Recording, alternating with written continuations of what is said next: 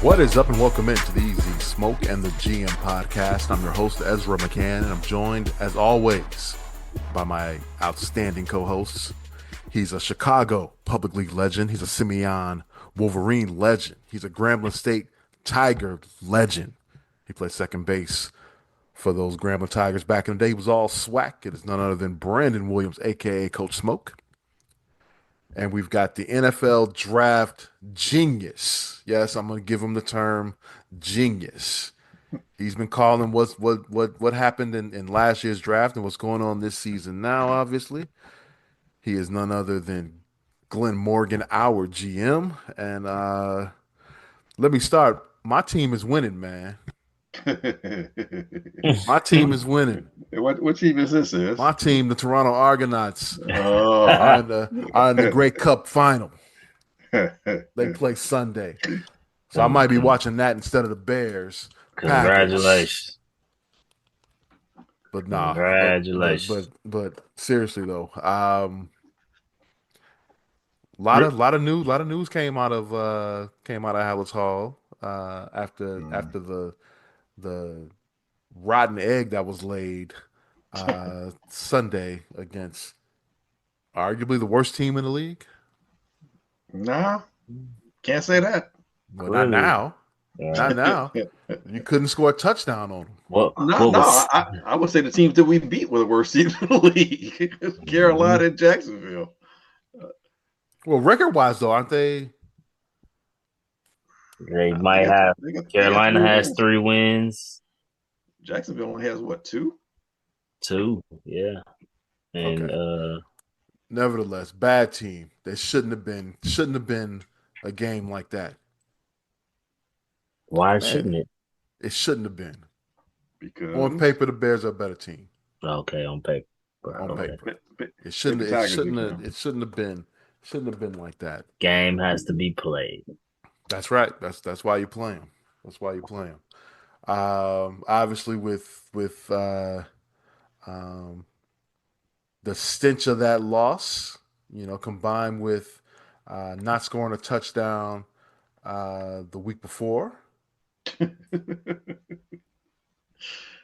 Oh man! Offensive Coordinator Shane Waldron gone.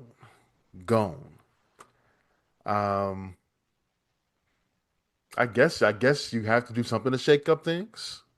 I don't know. As Glenn, your screen is shaking right now. Mm-hmm. It's like wavy. It's like I was scrolling up. Yeah, I was scrolling up. My bad. So right move. Should more should have been done. It's a scapegoat. It's a scapegoat move. I mean, hey, it is what it is.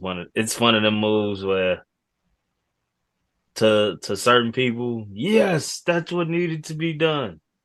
And to people that watch the game, it's like, okay, you just did something to appease to the people. That's how I view it. I mean, it's more to blame than just Shane Waldron. In my opinion, it's more to blame than just Shane Waldron. But he's the easy fix right now, or so they think. He fixed the golden child isn't producing, so it has to be somebody's fault. And I mean, he's the offensive coordinator, so it's on him. So yeah, not shocked. But it more should have been done. Yeah, 6 months ago. Yeah, or 9 months ago, whenever the freaking draft was. That's when more should have been done. Come on, man, this is some bullshit, man. This is fucking ridiculous. This is an embarrassment of epic proportions. What is the definition of insanity? Doing the same thing, expecting a different result. You just did this with Justin. You just did. And I didn't want to bring it. I get annoyed when people bring in Trubisky. Don't bring Trubisky in the same breath. because Trubisky had the number one defense in the NFL. Trubisky had an offensive line. Trubisky actually had a good winning record. They just went backwards. Trubisky had his offensive coordinator also be the head coach. Trubisky's successful season began that second year, his year as a second year pro. He was supposed to be going up. He went backwards. He had more opportunity, so to speak, to build on what was a foundational year for him the first year with Nagy. But Justin, you know what, man? It is criminal what they put him through.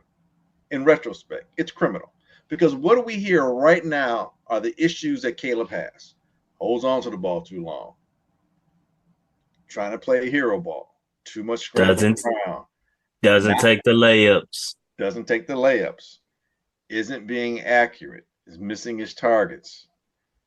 Guys are open, he's not throwing the ball. And then what we hear are the reasons why. Oh, the line's not blocking for him. How can you do anything if the line's not blocking for you? The coaches are coaching him from being aggressive. The coaches are coaching him not the way he should be playing. Receivers aren't getting open. All right, look, that shit, that much made sense when Justin was here, because you saw who the receivers were. Justin had one receiver last year of note, and then a tight end. Those two guys had the best years in their career as NFL players. And one guy had been on a different team. He comes here, and a quarterback who holds on to the ball too long, can't read coverages, blah, blah, blah. Somehow, DJ Moore ended up getting paid big-time money because he had a career year. This guy, Caleb, and it sounds like I'm coming up to Caleb and I'm saying Caleb. No. I'm just saying situationally, when you're talking about the fans, look at what we're talking about here. Bar none, Caleb Williams had the best setup of any number one pick, arguably in the history of the game, coming into this league. Arguably. You have a Hall of Fame caliber receiver and Keenan Allen. You have a primary, legit number one receiver in DJ Moore. You have a top 10 draft pick who has height, speed, all the elements and attributes you need to be successful in NFL. You have a very good tight end who up until this year was ascending, but you had a tight end who's clearly versatile, because he's a better long snapper right now than he is a tight end at this point in terms of usage over the last couple of weeks. You got DeAndre Swift, who can run and catch the ball. You had all these elements outside of a legitimate offensive line, which we knew the interior was an issue, but you felt like your tackles were at least young and athletic. And you had arguably a top 5 defense. Definitely top 10, arguably top 5. How are you worse than you were last year? Because it's getting worse. It's not getting better. I mean, they kept Getsy all year. This dude got fired halfway through the season. He got fired halfway through the season, and he won 4 games. You're 4-5. And then, you know what? Get the fuck out of here. You got to go. We can't do this any longer with you. That is an organizational fail. It is. What made you think? What made you think that this young man was going to come in here and solve all your problems? It made no effing sense, dudes, because this is why.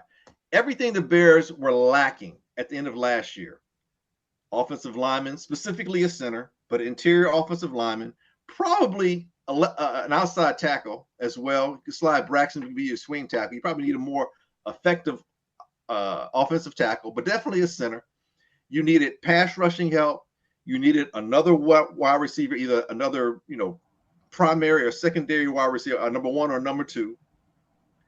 You needed some help on the interior of your defense as well, but definitely an edge rusher. Everything that this draft had abundance of. Oh, and if you wanted a quarterback, if you weren't happy with Justin, you had 5 at that time that you could take in the first round. Definitely 4, maybe 5. They talked into 6 quarterbacks were taken in the first round. So everything you needed, there was more than just one of in this draft that you needed. The Bears needed specifically. You got the first pick overall. You could, and here's the thing, man. You know what's so crazy? It's like playing poker with like 5-card draw. It's like playing poker. You got 2 kings in your hand, Nobody, and you got an ace and nobody knows, and you have a 6 and an 8 or whatever. You slide those back in, and you slide your ace back in. Oh, I'm sorry, you slide the other cards back in because you think you can get. You slide your ace. You slide because you know what, I got 2 kings. I'm gonna try and get 3. Whatever the case is, you got an ace and you don't take advantage of it. And the ace in the hole for the Bears was Justin. You didn't have to do what you felt you had to do per se because Justin gave you that flexibility. Whether or not you use it, you didn't have to pay Justin. It wasn't like you had to pay him. Even if you did, you didn't have to pay him King's ransom because he hadn't really proven anything. But with that first pick, you could leverage so much. And if you weren't happy with Justin, you still had a litany of picks. And looking into this draft coming up, there's at least 3 quarterbacks you could choose from. And with a variety of picks, you could bundle those picks and move up and get the quarterback that you might want, whether it's Shedeur Sanders or Cam Ward, or whether it's Beck if you like him out of Georgia, or Ewers out of Texas. Just saying, you had options. And then what did you do? You kept the head coach. And I don't want to hear about it being a defensive coordinator because you just lost to the other 2 rookie quarterbacks chosen after you have defensive coordinators as their head coaches. And one guy's a first-time head coach, and he beat you at home 19-3. It sacked your ass 9 times. That is organizational, catastrophic upheaval of a failure. It's a heap of shit. And what are you trying to pass it off as? You didn't take advantage of what you had, and then you didn't accumulate. You trade down, man. You could have accumulated several picks for this past draft and also next draft. But what did you end up doing? You use picks from this draft to get veteran players. You get Keenan Allen. It looks nice on paper, like you said before. On paper, he's had a history of injuries. He's in the latter part of his stages of his career. He's only here for 1 year if he wants to stay. Or were you expected to win the Super Bowl this year? Were you ready to win now? You could have used that pick to get a younger wide receiver who you had for 4 years, who you could develop, or an offensive lineman that you need. You use that to get the guy from Buffalo you didn't get last year, the offensive lineman that you drooling over for some reason that you couldn't get last year. You get him this year, and then because you realize, oh shit, we still don't have an edge rusher. Let me take a draft pick from next year and move back in the draft to get one. And then you realize he may not be ready yet. Let me in August or whatever it was, you say, let me go back into next year's draft and use another draft pick to get a veteran player from Seattle at the same position as edge rusher. So you use additional draft picks from next year to get edge rushers for this year. That's making no difference at all on the team, to be quite honest. You still never ever drafted a true 3 technique that this head coach who you love and you want to support, you're not even giving him what he needs to really make it work. You ask anybody that's played in that defense, they say the engine of that defense is a 3 technique. You had 3 of those guys come out this year. Didn't take any one of them. You needed a center. Zach Frazier is a rookie center clowning on what team? Pittsburgh. Pittsburgh's got 2 quarterbacks, probably the deepest quarterback situational room in the NFL going forward this year, and they paying them less than $10 million. And what was they saying in the beginning of the year? If you got 2 quarterbacks, you got none. Yep. Seems like they got twice as many as we do. Exactly. And you put all this on this rookie. And it's the idiocy of, I don't understand this. You got to have a quarterback because swing for the fences, go for broke, don't be afraid to chase greatness or whatever you want to talk yourself into. But it's a rookie quarterback. And yeah, I know Jayden Daniels is doing fine, but guess what? There are things built around him. From the offensive line to the running attack to a coordinator that apparently knows what he's doing to a head coach who's been to a Super Bowl. Should have won that Super Bowl, but he's been to a Super Bowl. You look at Bo Nix, he's being trained by Peyton. Guy who's won a Super Bowl as a head coach, who knows how to bring quarterbacks along. 6 quarterbacks were taken in the first round. 2 guys aren't playing. One is behind Kirk Cousins, who, again, is on a team surrounded by talent. You just need the quarterback. And then, obviously, J.J. McCarthy was injured with Minnesota. We can get back to Minnesota a little bit later on. So the other 4 quarterbacks that have played, 3 of them look good, 1 looks shitty. Guess which one we have? And we had the first choice of all. Dun, dun, dun, dun, dun, dun. The shitty one. He's generational. He's the next Patrick Mahomes. Look, dude, Patrick Mahomes wasn't Patrick Mahomes. How many times was I tell y'all that? Patrick Mahomes was a dude on a team that most people didn't know about. Let's be honest. Patrick Mahomes sat for a year. He played the last game of the season on a team that was already going to the playoffs just to see what he could do. Patrick Mahomes got drafted to a playoff caliber, not ready, playoff caliber team. They were already in the playoffs. 3 or 4 years, been in the playoffs. You look at what our neighbors to the north have been doing for 30 fucking years. They get a quarterback and they sit him for 3 years. A first-round quarterback. For the last 2 quarterbacks they drafted in the first round, those guys sat for 3 years before they played. 3. 2 of those 3 are going to the Hall of Fame. 2 of those 3 have 3 or more MVPs. That is each. That's 7 MVPs. That's insane. That's insane for one organization to have that in a 30-year span. That's insane at one position. That's insane. We might not even have 7 winning seasons in a 30-year span. I think you're right. It doesn't make we're close to it. The fact that we have to think about it shows you how bad that situation is. That's crazy. You look at what the Pittsburgh Steelers have been doing again. How many times? Look, man, the NFL's been around for what? 107 years, give or take, 6, 7, 8 years, or whatever. I've watched 50 years of fucking football. The Pittsburgh Steelers have had 3 head coaches in my lifetime that I can recall from cognizance. 3. The last guy hasn't ever had a losing season. What? The Baltimore Ravens. Ozzie Newsome is a freaking genius of a GM that no one talks about. I don't even want to get into that because that's a whole different tangent. But they're still living off of what he's done. He went back into the first round to get Lamar Jackson, the best quarterback to win a Heisman the best wide receiver to win a Heisman playing quarterback in college. Another reason why I'm not going to go into that component. I'm going to stay away from that. I'm going to stay away from that today. I'm going to stay away from that.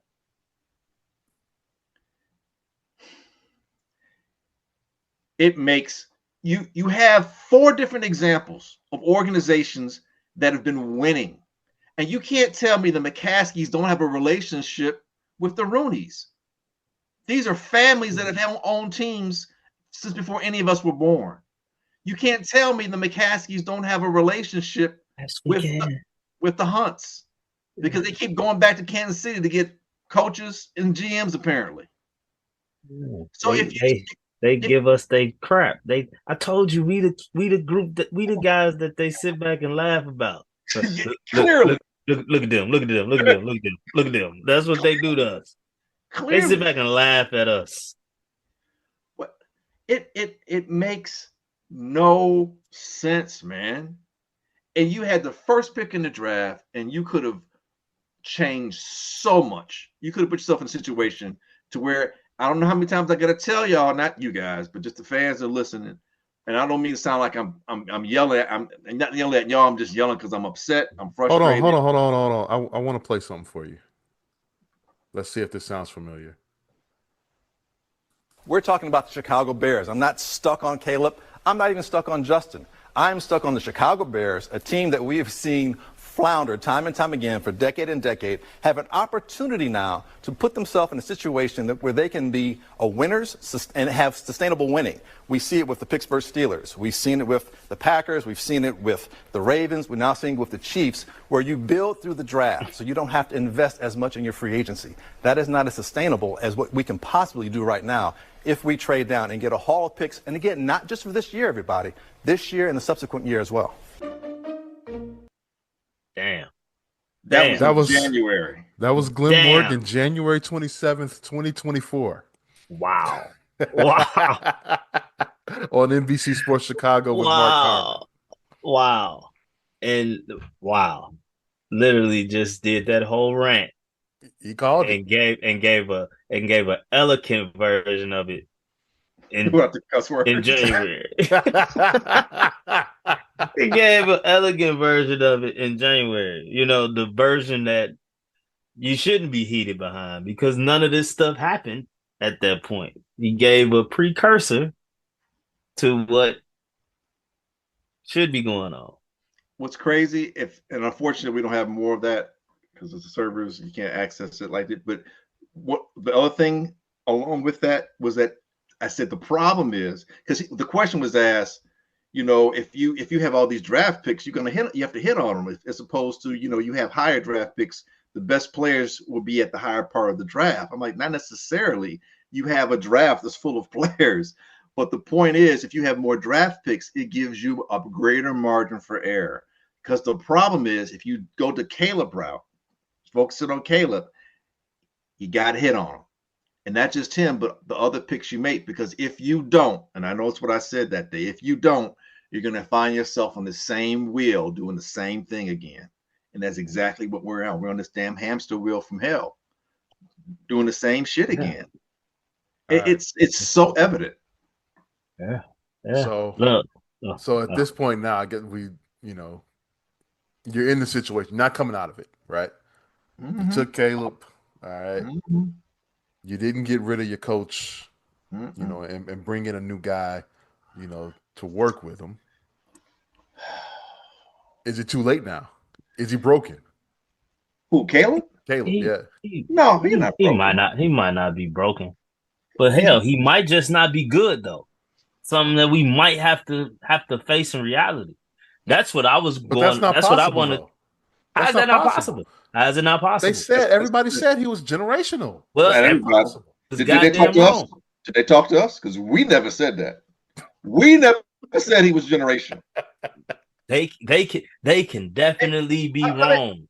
Let me ask y'all this: What in you all's opinion, individually, I want each of you to give me your opinion, your assessment, your perspective on this position, the quarterback position, whether by example of someone else that was, or by the attributes that you need to be convinced a generational quarterback possesses.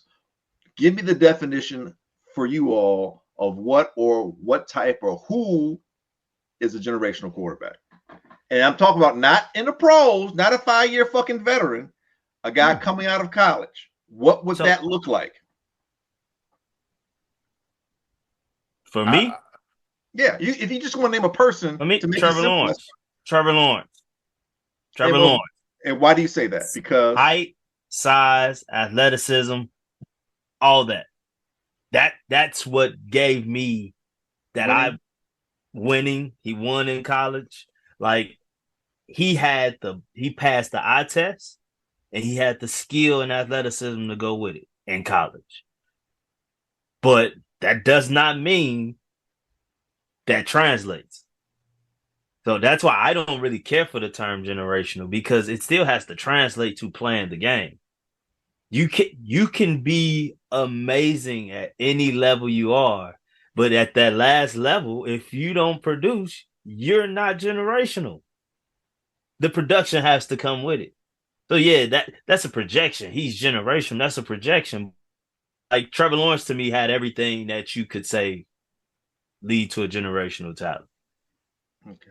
All right. But I'm sorry. Yeah, I mean, just like the fundamentals, all that stuff, I felt he was the prototype quarterback. And yeah. Okay. Like he was a no doubt number one quarterback. He was a no doubt number one. Okay. The no doubt number one. Yeah, for me, it's a proven winner. And winning means winning games or winning awards or both. Winning games. Winning games. The award winners aren't always the guys. Gino Toretta won a Heisman Trophy. What did that do for him in the pros? Right? Not much. Yeah. No. And no shot at Gino Toretta, Oh no, shots fired. Gino heard that shit. Gino's listening. His name's Ezra McCann.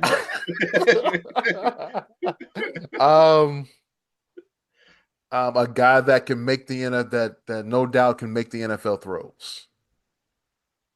Okay. At this point, you're talking about a lot of quarterbacks that have come out of college. So what's generational? A guy that is a Jameis. leader. You just described Jameis Winston. He won the Heisman. He won a national championship. He won a national championship in a clutch situation. He could make all the throws. And coming out, we did think that Jameis Winston was going to be a guy. Okay, but you didn't think he was generational. The only issues we had with Jameis was his off the field stuff. But that's still an issue. So that doesn't make it generational people on the field. I don't think we had a doubt coming out, did we? He didn't have as good a second year as he did this freshman year when he won a national championship. And he wasn't very athletic either. Exactly. So I'm just asking. I mean, if that's your definition, okay. But I'm just saying. Jameis, in my opinion, wouldn't be considered the perfect prospect. No, the perfect prospect. But who is though?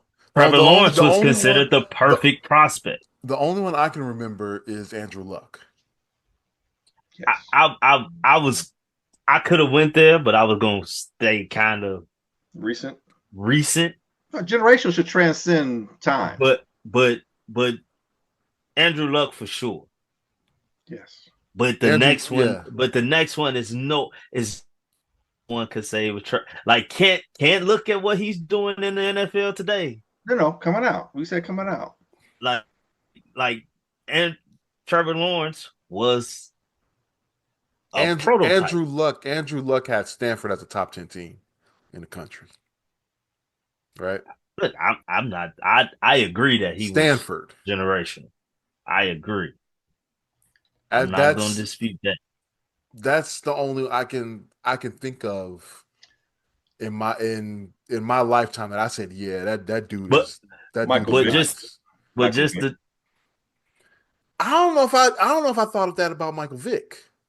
But you think about it closer than you would most other people. The reason I'll say I can consider that is because one thing I hate when I hear a lot of these people on TV talk is that's something I've never. Only one quarterback can do that. It's only been one quarterback. Now this I can say it's only been one quarterback until recent memory that were doing things that I've never seen anyone else do, and that was Michael Vick. And remember, I was in Virginia at that time, so I watched a lot of Virginia Tech football back then. Okay. And yes, Michael Vick was doing some things that was phenomenal. That was crazy. Phenomenal, right? Michael Vick is from Newport News, and I went to Hampton right next door. I just didn't think it was going to be sustainable in the NFL. Mm-hmm. And it turned out it was. It was, yeah. Well, due to his own. Had he not gotten popped for dog fighting of all things, Michael Vick likes to fight dogs. Hey, but just to I was like, he just runs too much. Now he had a freaking cannon. Don't get it twisted. But I was like, man, he runs too much, and for that to work in the NFL. Mind you, this is dating back. That's 2000. Yeah. Right. So that's before the whole running quarterback thing became something. Well, the NFL started becoming more collegiate in terms of its offensive schemes and opening up and being more wide open. But I didn't think 18 was that guy. And that's why I was, and we said that on here last year. Yeah, and that's what I was about to get to, because when you just asked us about generational, Glenn, one of the first points, winning. Caleb wasn't a winner in college. Next point, size and height. Caleb has neither. Next point, athleticism. He's shifty. I wouldn't necessarily say he's athletic. He's elusive. he's elusive, but I wouldn't necessarily. I don't know if I want to just full he's not the blown best. say He's not the best athlete on the field. yeah, he's not the best athlete on the field, and like so what do we see that's generational? So one funny thing that came on today, Shady McCoy, and is y'all know What how I he feel was he about was he was Shady. all in on Caleb last year, wasn't he? But I will give Shady the credit here. He was one of the few on TV saying he is a rookie. I do not expect the Bears to make the playoffs. We have to understand that he is a rookie. He is not going to come in, and I'll give Shady that credit. I'll give him that credit. But today, Shady said one of the it was pretty dumb. It was pretty dumb. I'm not shocked. It was pretty dumb, and he felt like he set a bar. But like, if you in the sports the way a lot of people claim to be, like, you would have listened to this and said, "What the hell?" So he said when he watched Caleb Williams, he didn't see the fundamentals and things of that nature. He said what made him think Caleb Williams was generational, the superstar wild plays he made. That's what made him generational. I'm like, that doesn't even make sense. But That's like me. That's like me as a baseball coach falling in love with the kid that make a diving play, but boots 10 routine balls in a row. Right. You're not generational at all. You just you're instinctual. Yes. You're instinctual. You're creative, instinctual. Like, but that's not like what? I couldn't believe that. Like, he said the fundamentals were off with Caleb. But it was the stuff he was able to do off script that made like that's pretty damn crazy to me. What's insane in retrospect, you know who is generational? And I'm saying just coming out of college. Lamar Jackson. He was doing stuff we ain't see people do. He made people look silly. He won a high. He's at Louisville. All right. I don't expect Louisville to win a national championship, but they were in the battle for the ACC championship every year. He made them a winner. He got the Heisman. And the year after he won the Heisman, when a lot of his receiving talent left, he still came back and put up better numbers than he did the year before passing wise. A generational player should be able to do things that we haven't seen before, be consistent at winning, be able to win in clutch situations, be able to make the players around him better, not them make him better, not them just sustain him be able to sustain them.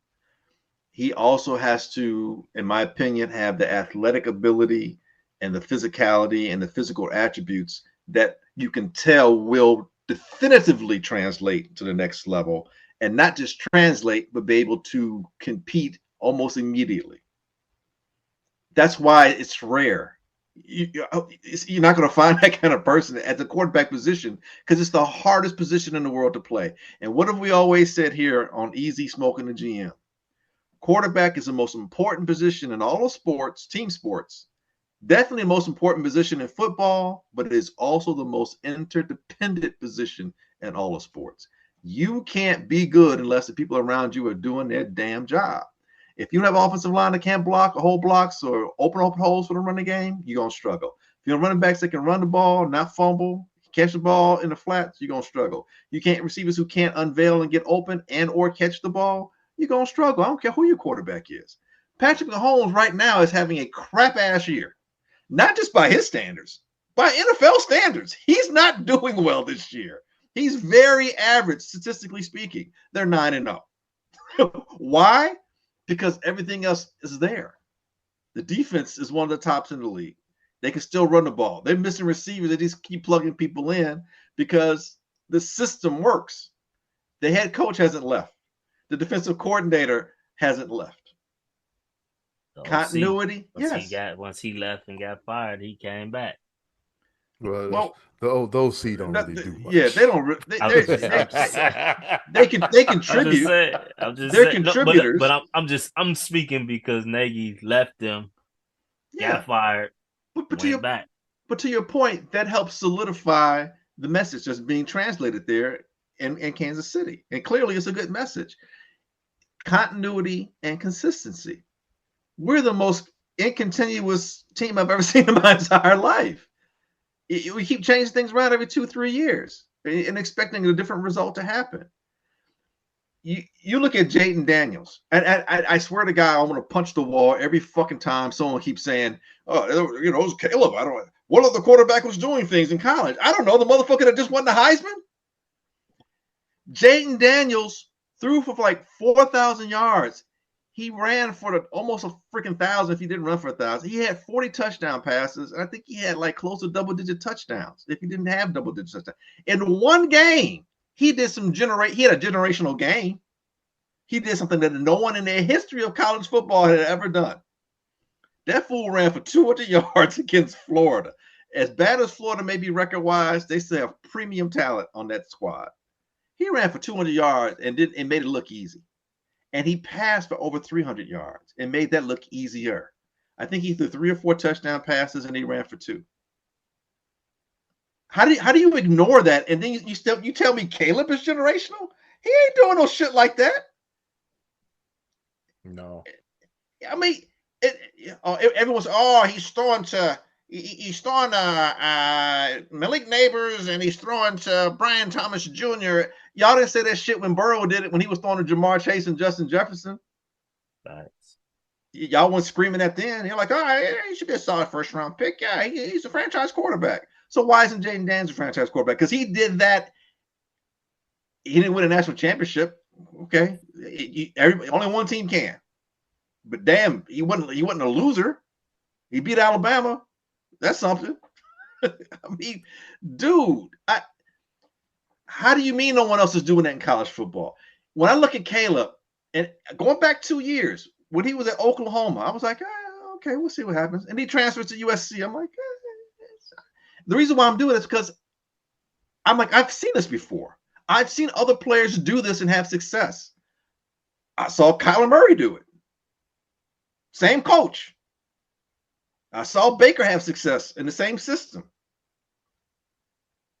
I've seen Johnny, what's his name? Johnny Manziel. I saw him do that. Same out of structure, whiz bang stuff, win a Heisman, embarrass Alabama or whoever your rival is, blah, blah, blah.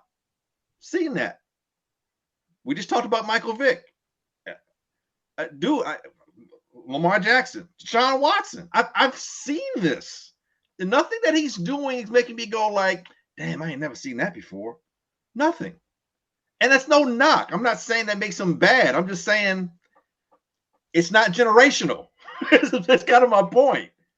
And you're gonna put all that pressure on him. And that's why I think it's unfair. Look, I went back to saying this shit in November of last year. If I'm his agent, Caleb's agent, I'm saying, nope, I'm doing you a disservice if I let you go to Chicago.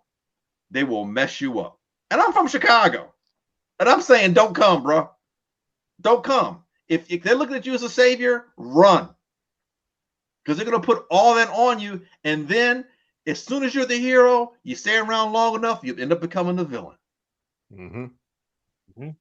Yeah. Batman, The Dark Knight. If you ain't seen the movie. Okay?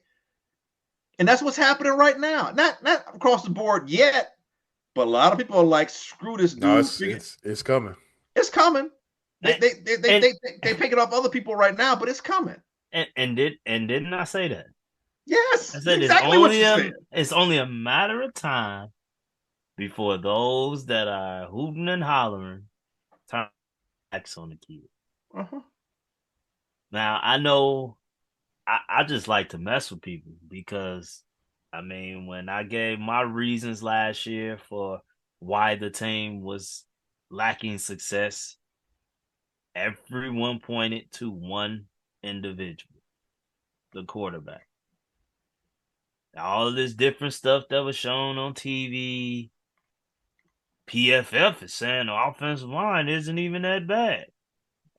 Okay. Cool. So one guy. That's why going into the draft and when we drafted Caleb, I didn't care about that rookie stuff. And I still don't. Because the fan base, as well as the organization, listens to the media. I don't care what no one said. This organization listens to the media. The Packers are owned by the people. The Bears are owned by the media. I used to think that the Cowboys use the media. I'm gonna be honest with you. I was like, I don't know about that, man. I mean, yeah, I see what you're saying. I don't know. I think you're right now. But now, yeah. Every decision, every I big think you're decision right. Every they time make, you're exactly right. It's beat upon us in our ears in the national media. Yeah. And now we have national media presence from Chicago. The worst, in my opinion, but hey, it is what it is. But we have people that are now in the national media on certain shows from the Chicago market.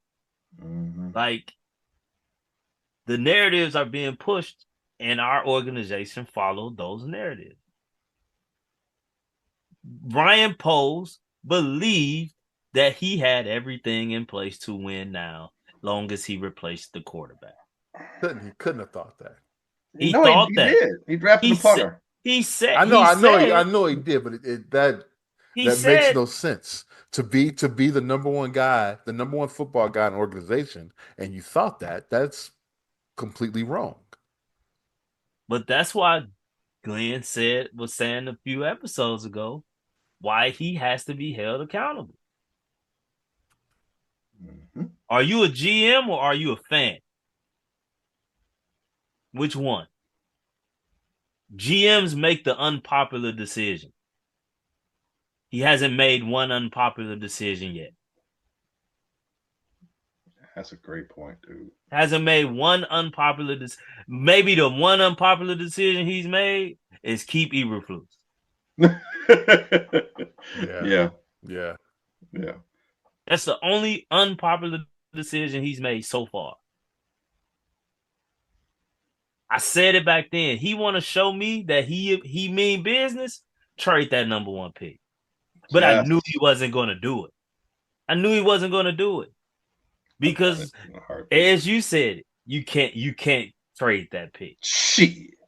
You gotta take Caleb. That was the national media narrative.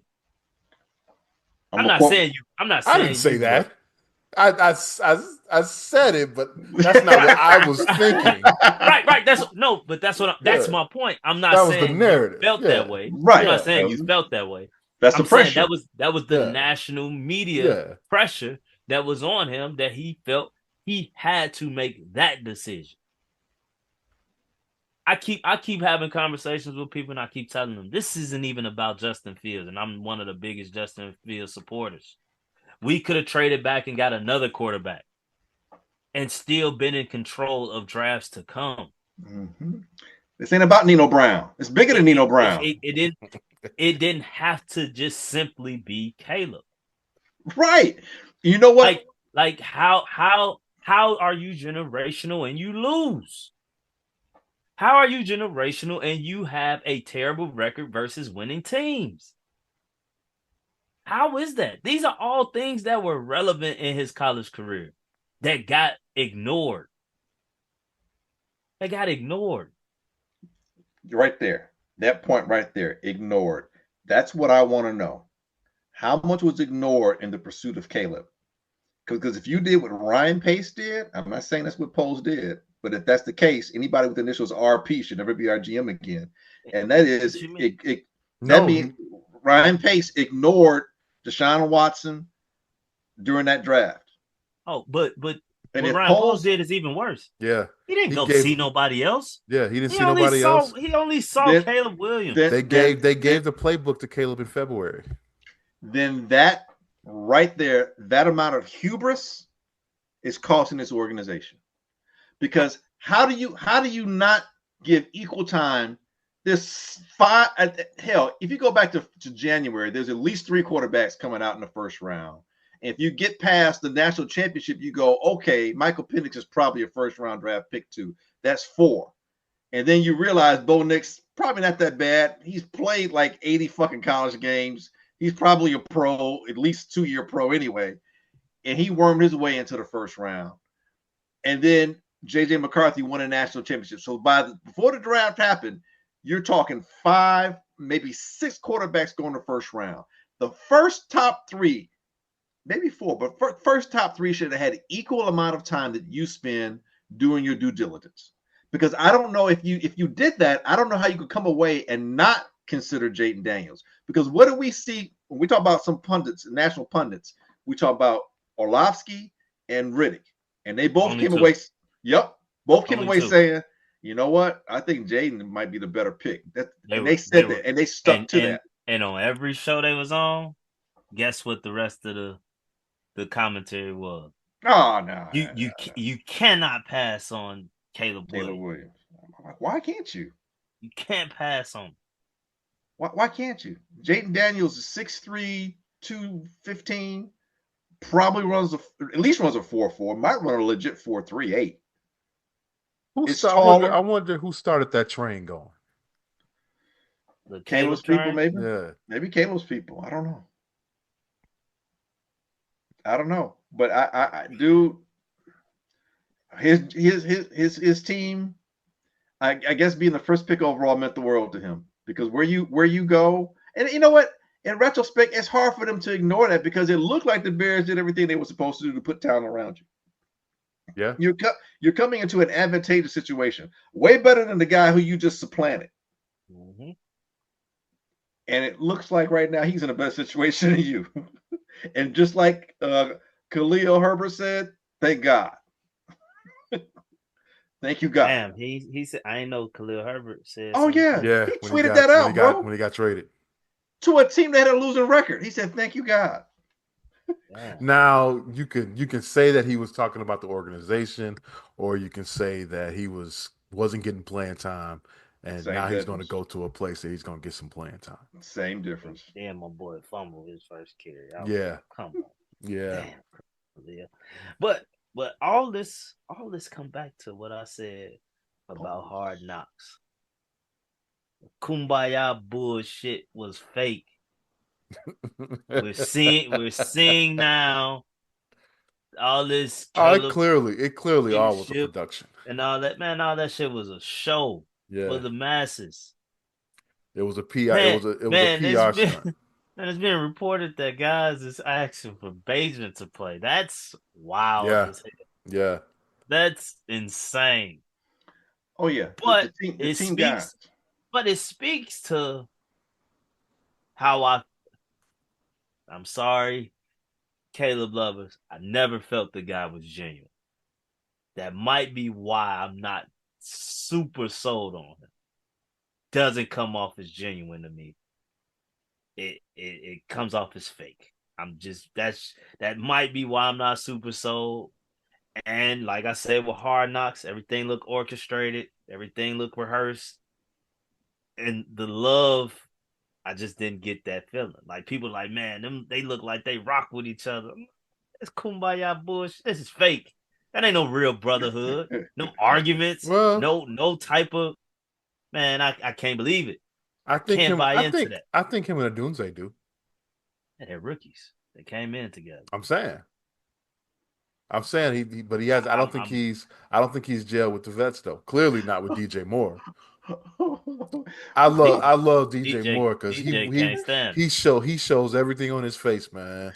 Yes, everything. His body language speaks volumes. And this is how you know, like, these Caleb people is crazy. You got people talking about they need to trade DJ Moore. That was nuts, of him stepping off the field. Like, are we serious? Like, that's what we about to do. He need to be this man. I can't. Y'all boy AB. Oh, he's the funniest right now. I make sure I watch because Lance be poking at him, and he be getting so sensitive. it's hilarious. But when it happened with Tariq Stevenson, AB like he shouldn't be disciplined. Like we need him. Like everybody know you have a team where certain guys get certain privileges. We without Brisker, Gordon, like Stevenson needs to play. Right, Like I agree. Jimmy Johnson used to say you always treat players differently. yeah. But this There's some this is my guys that thing. you could that if they do something, they can they'll But be fine. You don't do anything to it. There's some guys you got to cut, exactly, and but it's all based on talent. now he didn't say cut DJ, but he basically said you got to do something about that. That can't happen. DJ is more of a damn star than goddamn Tyreek Stevenson. Yes. And he actually rolled his ankle. Like, at least it wasn't him clowning with the crowd, even though that's still a scapegoat in itself, too. I'm so sick of hearing about this Hail Mary. He's still an idiot. Yeah, he's an idiot, but at the same time, like, let's not make it like I think the man turned around as the ball was approaching. He's a very good player, but you can't do that, man. No doubt. But hey, how about you don't hand the ball off to the fucking 7th round draft pick, Doug Kramer, or 6th round draft pick, Mr. Number 207 at the goal line. I mean, it shouldn't have been that situation. Wait, not even wait. The draft pick don't have nothing to do with it. The offensive lineman that hasn't carried the ball before. That's crazy. Or better yet, Caleb handed him the ball in his gut where you're supposed to, too. He was high on his handoff. Caleb I don't care. That shouldn't. No, I get. No, you're right. That shouldn't be an option, and that's why he's gone. Talking about Shane Waldron. That should have never been an option. Man. That's a fireable offense. But why? But why is it a fireable offense? Why? What? Because that was a stupid play call. No, I get. Yes, it was. It was. That was one stupid play call. But what happened from weeks 1 and 2 when Caleb wasn't playing well, or was it 1, 2, and 3? 1, 2, and 3. 1, 2, and 3. Yeah. So it was 4, 5, and 6 when Caleb started dominating. So who was that? Who was that? Was that Shane or was that Caleb? Who was that? Carolina Panthers. That was bad football team. So that was the competition. Yes. Yeah. Okay. Pretty much. Okay. So that was the competition. So basically, Caleb ain't shit. Not this year. Dude, you lost to the 2 guys that came after you. And you lost the first guy out Heisman'd you with a busted up rib. Mm-hmm. And he throws a Hail Mary pass with a bad rib and does the scramble thing better than you.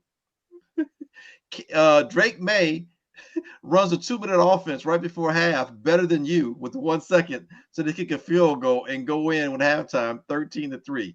Drake May runs the ball down the field and gets rushing yards. He's not scrambling around in the sacks and beats you on your home field with a very pedestrian offense and not the same kind of talent at the receiving position, 19-3. Why is it? And I'm sorry, and I know I might be going against the defense here, but why the Patriots receivers could get open? Every time I looked up, there was a Patriot receiver. Dude, you know the answer. Wide open in the zone. You know the answer to that question. Smoke told us that shit several weeks ago. It's the universal playbook that we have. That kills me, man. Shit ain't changing. Nobody gets open. And you know what's crazy? When you watch these games and you hear what Greg Olson, who was a tight end, says, well, hey, they do here. And it's just, going underneath here and just, you crisscross right here and that scheme open. I'm like, it's real simple.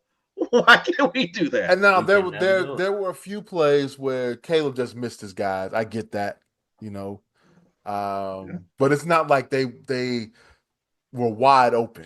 Well, some were. Roshan Johnson's right in the middle of the field. He missed him. Well, he probably didn't want to throw Roshan the ball after him dropping the ball one time. But yeah, but nobody runs a 10-yard hitch, and it's just wide open in the zone. It's always somebody. There's always a defender there. I just don't understand that. That's been the Bears since we've been doing this pod. I've been telling y'all this. I've been saying this. We've been doing it. This. I don't know what the exact date was, but we've been doing this 4 years now, and it's been the exact same problem. I've been saying that since we started this thing, man. That's crazy. I don't understand how our receivers are never flying wide open. It's crazy. What is going on? All right, Flus. What's he got to do now to stay alive? Is it even possible? No, he's done. He's done. He's done. He's done because the media says he's done, and Smoke already established his team responds to what the media says. So Flus is out of here. Only way he don't get fired after Sunday's game is if his defense put up. Wait, we gonna you lose. Think? Wait. You think he gets fired after Green Bay? Oh man, if it's embarrassing, he's gone. No, I don't think it happens until we get spanked on national TV on Thanksgiving.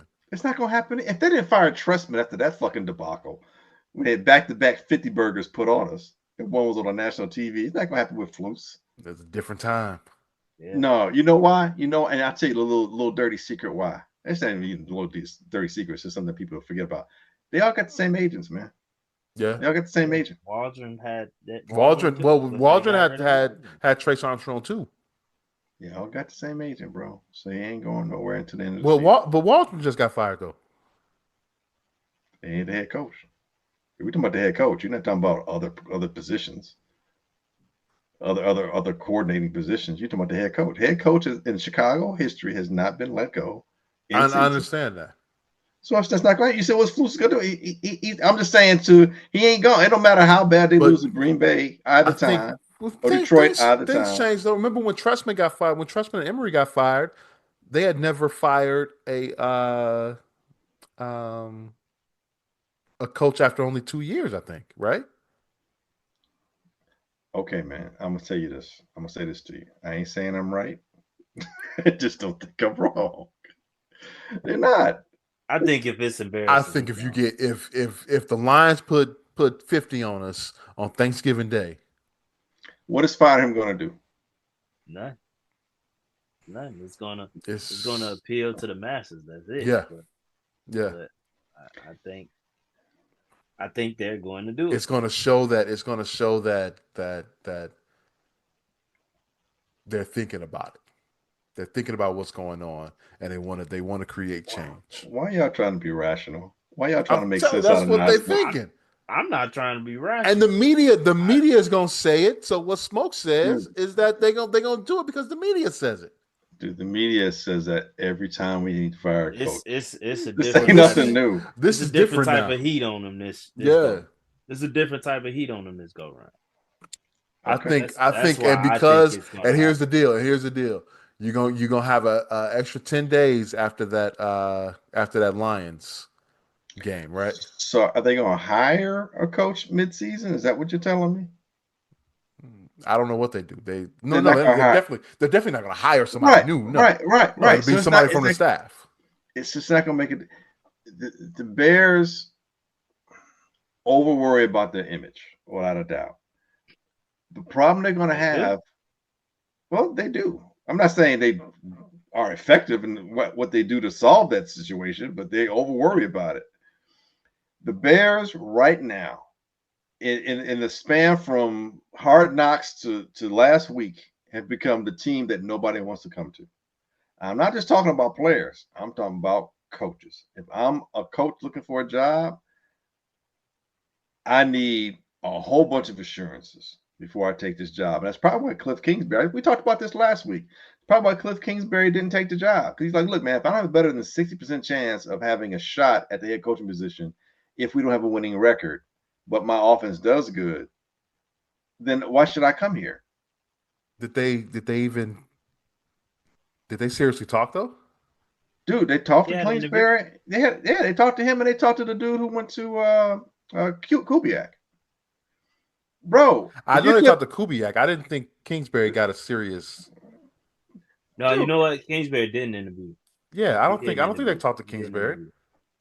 interview. okay. I'm not saying this happened, but if I'm Cliff Kingsbury, I'm gonna ask you. Look, it ain't just me asking for a job. You asking for services too. I'm gonna ask you a question, point blank. Otherwise, we don't need to talk. Why would Kingsbury not want to fuck with Caleb? You get an opportunity to mess with him, right? How about what if the Bears didn't reach out to him? Then they did him a favor, and he should thank his lucky stars they didn't take the job. To me, if I'm Cliff Kingsbury, it makes more sense to go where a coach is not going to be let go in 2 or 3 years. Absolutely. And everybody knew that if things didn't work out in this one season, Eberflus is a lame duck. So Exactly. Yeah, that was part of it. Exactly. So that's probably why Ben Johnson's like, nah. I'm in Detroit. I see this twice a year. Nah, I'm good. Well, Ben Johnson wasn't going to leave the Lions as OC to come here for an OC. No. As a head coach. That's what I'm saying. If there's no shot that I have at being a head coach, why would I come here? That's what any self-respecting good OC looking at Chicago's situation last year had to ask themselves that question. So why put myself in that situation to where I'm out of a job in a year potentially? Right. That's why it wasn't going to happen. They weren't going out looking for a head coach. I understand that. I do. But if I'm an OC with aspirations to be a head coach and I'm coming to a situation, hey, if Flus, I'm gonna ask that question. If we don't win how you expect us to win, if we go 9-8 and don't make the playoffs, or we improve but don't make the playoffs, and but the offense looks good, or we lose but the offense looks good, do I have a shot at being considered, or are you not going to do that? Do I get retained or Yeah. promoted versus I'm gone on the street with right? Because you can't answer me that definitively, and by answer that, not just tell me, but that's in writing. I'm good. I'll wait. Thank you. No, thank you. It's crazy because I thought that was actually what was going on with Waldron. Because it took a while for him to sign, right? I thought that they promised him something. I did too. And clearly, yeah, they didn't. The case. Promises were broken. I wonder what his contract is. I know where it is. Just like old girl Cersei did in Game of Thrones. No, they still got to pay him. I know they still got to pay him, but I'm just saying that contract. How when you kid, you get that piece of paper between your mouth. You that noise. That's what that contract is. It ain't worth the paper it's printed on at this point. There's so many things. Basically, it boils down to a lot of hubris on Poles' part, the Bear organization part. I would say even some of the players' part. I would even throw our rookie quarterback in that. A lot of hubris and missed opportunities and a lack of accountability in terms of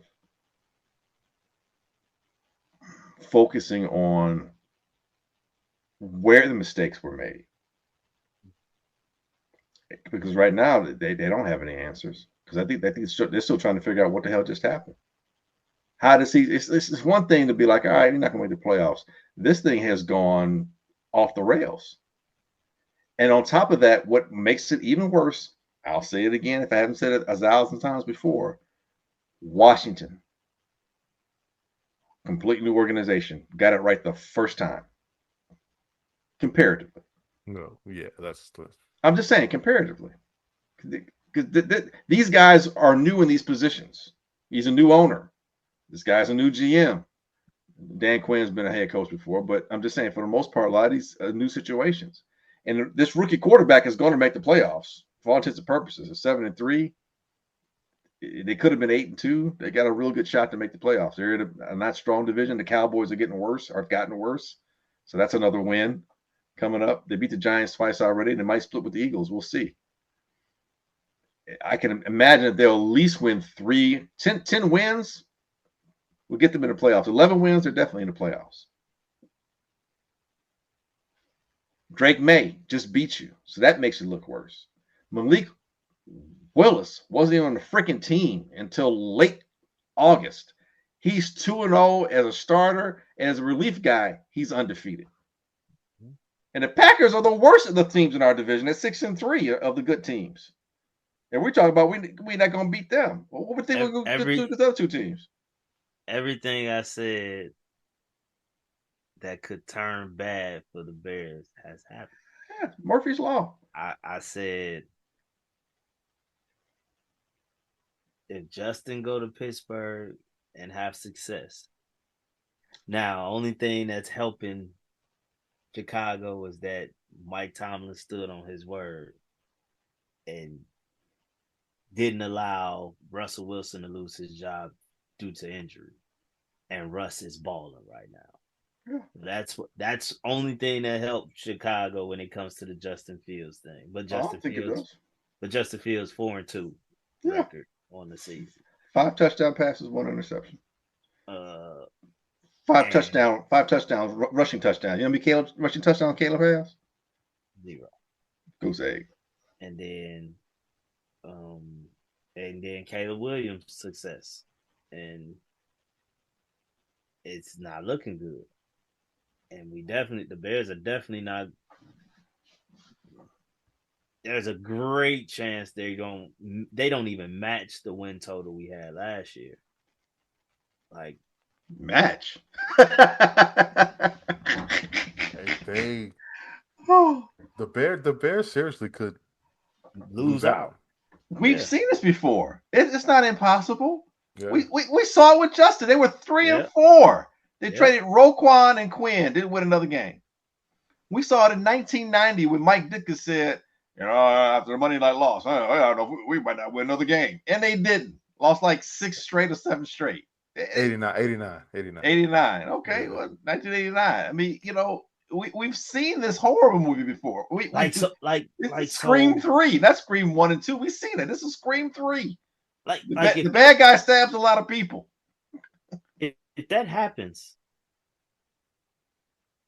when that happens, everybody's got to clean house. How does Poles keep his job?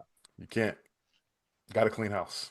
But he's going to keep his job. And I asked that because when it happened with Justin, it was clear we tanked. It was clear we were tanking. We traded away key guys, completely restructured everything to get draft capital and all that stuff. Yeah, the finances were messed up too. Reset the finances.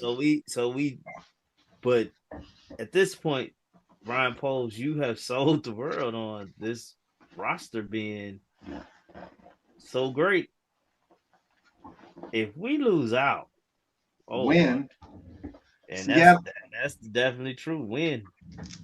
Seattle looks like the only team that you might have a shot at. And Seattle is more desperate now because they're still trying to make the playoffs. And their roster is more set and settled than ours is. San Francisco is now healthy again. And they're going to try to make the playoffs. Mm-hmm. And the other teams are our divisional teams. And they're all fighting each other to make the playoffs. So they can't afford to lose to Chicago. Right now, we're everybody's homecoming game. That's a win. 13. With a better roster than Justin. With a better roster. Ooh.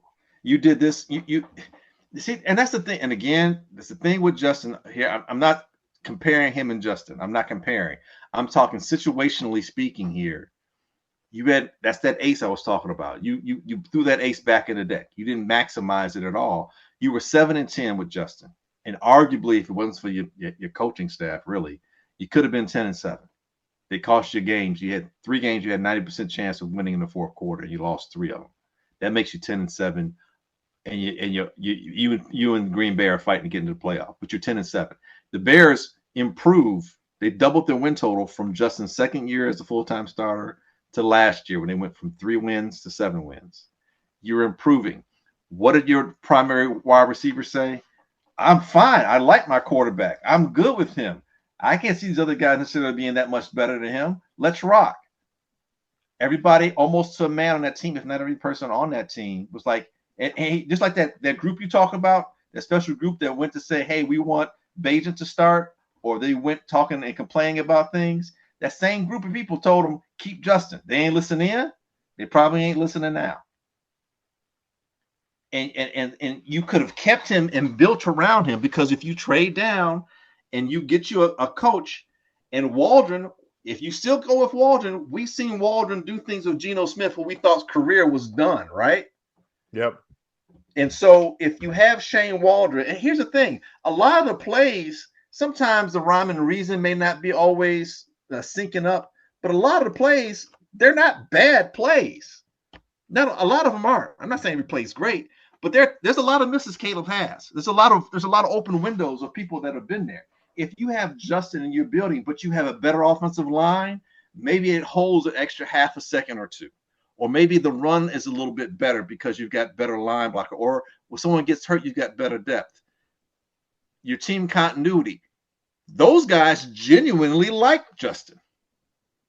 Hell, mofos from other teams like Justin. Justin's kind of like Derrick Rose. Everybody got a bad word to say about Derrick Rose in the NBA. Ain't nobody got a bad word to say about Justin Fields as far as the players in the NFL. They don't. Because he's humble. That's why it still trips me out that he's such a hot topic in the media. And negatively. Yeah, I could never understand that. It's like, how is it his fault? He's 10-28 at one point. He can't win. Well, with what? If he came in with what Caleb had, it was losing. Okay. So what you gonna say about Caleb? Because he gonna be 4-13. And he's the starter day one. And here's the other thing. I'm sorry, I forgot earlier. The other issue I got with polls. Why in the hell didn't you go out and get a veteran? Yep, a veteran quarterback. Why didn't you get Joe Flacco? Sit that boy down for a half a season to a year. But again, everybody said you had people saying he was a top 10 quarterback in the NFL while he was still in college. That's insane. Now today, everyone wants to blame the coach. Y'all was elevating this kid before he ever even had a coach. He was supposed to be the what you call it, plus multiplier? Force multiplier. Force multiplier, my bad. Force he multiplier. Is. He was supposed to have been a force multiplier. 10 times 0 is still 0. Exactly. But you know what, bro? It's just funny to me how it shifted to everyone else's fault. She wore number 13. If he had 13, this wouldn't be the problem. That's what it is. That damn Keenan Allen couldn't give it up. You know, the other thing is, and I'll say this one last thing about this. I'm disappointed by a lot of the pundits in our in our Chicago media who keep somehow now this new thing is the head coach isn't forceful enough. The Bears organization is scared of a coach whose personality blah blah blah. Dude, you don't need to have a forceful quarterback or whatever forceful head coach or whatever they keep saying like Ditka. Dude, look, Ditka was a successful coach. I don't know that he was a great coach. I think he was a great motivator. I think he had a great talent, and I think he did a good job with the talent he had, but I don't know if he was a great coach. And even he lost the team. Understandably, but for his own selfishness though. But it had nothing to do. It had nothing to do with the coaching part of it. It had to do with him being a hypocrite. Right. But when it comes to coaching, I'm like, dude, like Lovie Smith wouldn't holler and shouting to nobody, and y'all seem to be forgetting that motherfucker won games and took the team to the goddamn Super Bowl. I wonder why they forget about that. I wonder why they forget about Ozzie Newsome as a GM. I wonder why they forget about that. I wonder why they say Lamar Jackson should be a wide receiver and not a quarterback. I wonder why they forget about that. That he won a Heisman Trophy. That he's a 2-time MVP. I wonder why they forget about that. I'm not going to go there today. Yeah, don't go there. Let's go to picks.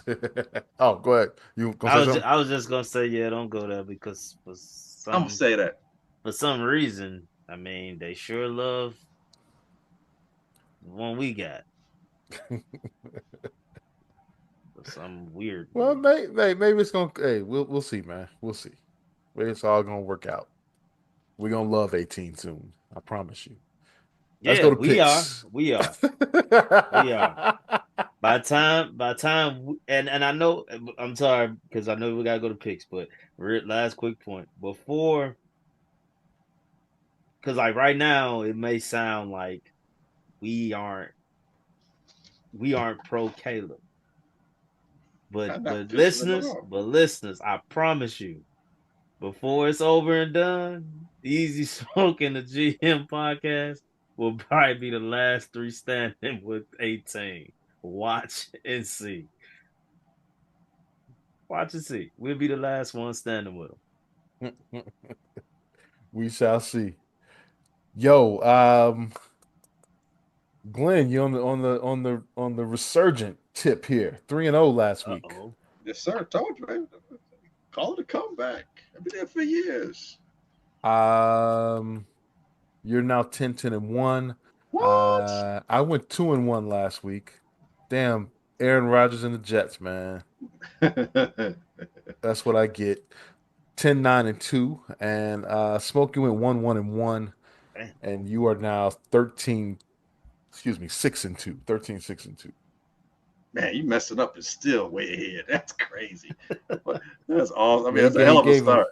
He gave himself a little room there. Nothing wrong with that. Goddamn Florida. You told me don't pick them too.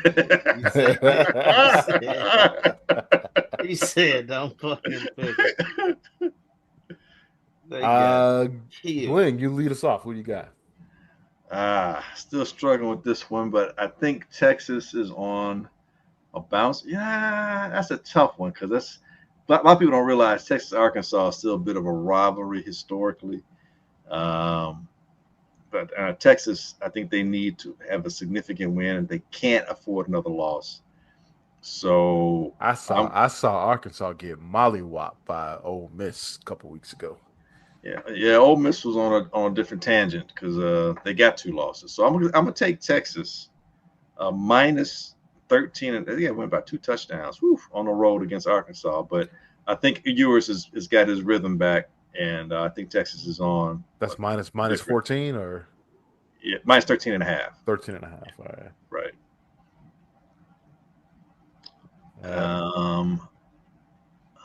I'm gonna stay away from it. Man. Ooh. Colorado's 2. I can't predict Colorado, man. They have 2 games in each game. They look like in my real life parlay, they actually I messed around and took Miami against Georgia Tech and lost that one. But Colorado, I had them took the over on at 32.5 on points for just Colorado and covered for me. Wow. Last week. So they score points. They do, but they sometimes they don't.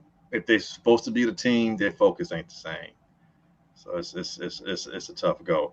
That being said, I'm going to take, because LSU's coming off of a loss, and Florida, I think their quarterback situation is in dire straits right now. I'm gonna take LSU minus 4 in the Swamp. Can't believe I'm taking all these going against these home dogs.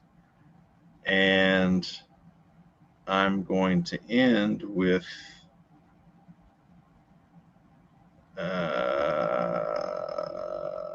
nope, staying away from Tennessee, Georgia. Stay away from that one.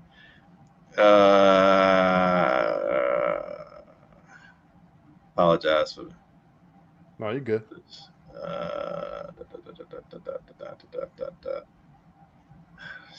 You know what? Sorry guys, I gotta do one pro game because too much of these college games. I think this might actually be the week, man, that people need to pick pro games. Some of these college games with this the wickety wackety. Oh shit! I'm gonna take the Packers minus 6.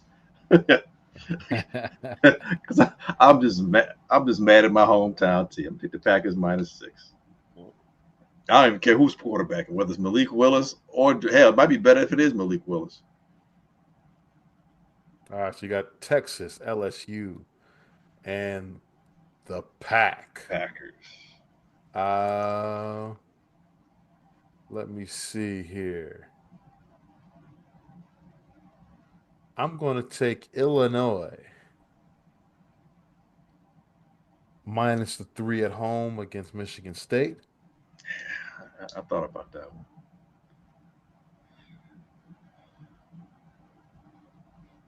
By the way, there's a big number at Northwestern, which they play at Wrigley Field. 28.5. Thought about taking Northwestern against Ohio State. Yeah, I thought about taking Northwestern. Because that's a trap game for Ohio State. Yeah. Beat they at 50-0. Yeah. It could go either way, man. Yeah, dude. It could go either way. I'm gonna stay away from that. yeah. That's what I thought. That's the conclusion I came to too. I'm gonna stay away from that, but I'm gonna take this one. I'm gonna take Penn State, who also has 28.5. They're gonna mollywop Purdue.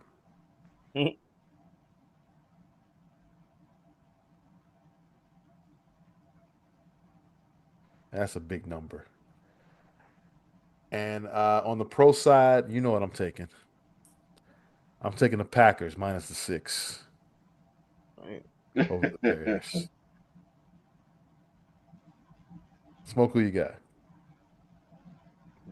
I'm gonna go. We'll go Jacksonville +13 versus Detroit.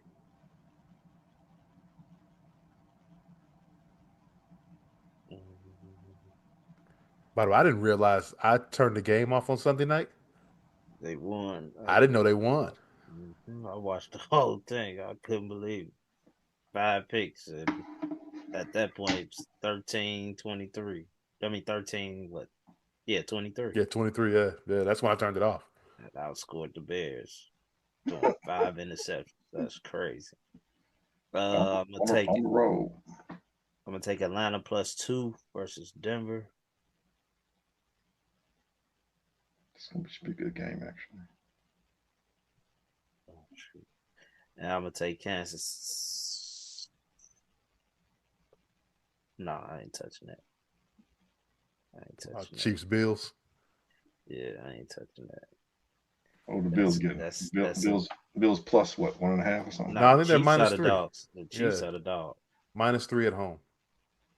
And I'm gonna take Indy +4 versus the Jets. I don't understand how the hell the Jets are a favorite in anything. By the way, you hear what Aaron Rodgers said about he was on Pat McAfee and they were talking about the NFC North, and he said, "Yeah, they got 3 really good teams." He's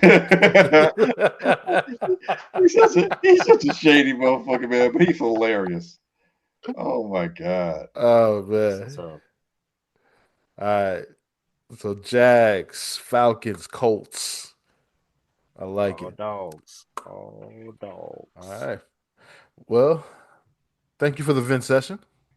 Was it cathartic for you? Yeah, I feel good. Go Argos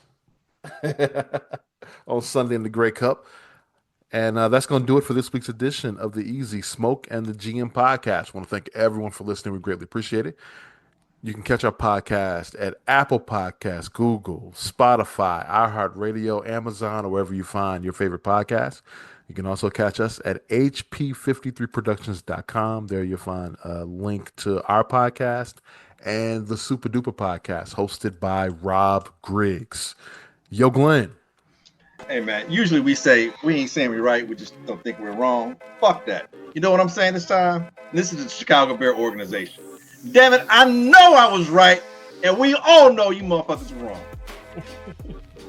It's in the archive. You got it, Glenn. We'll catch you next week.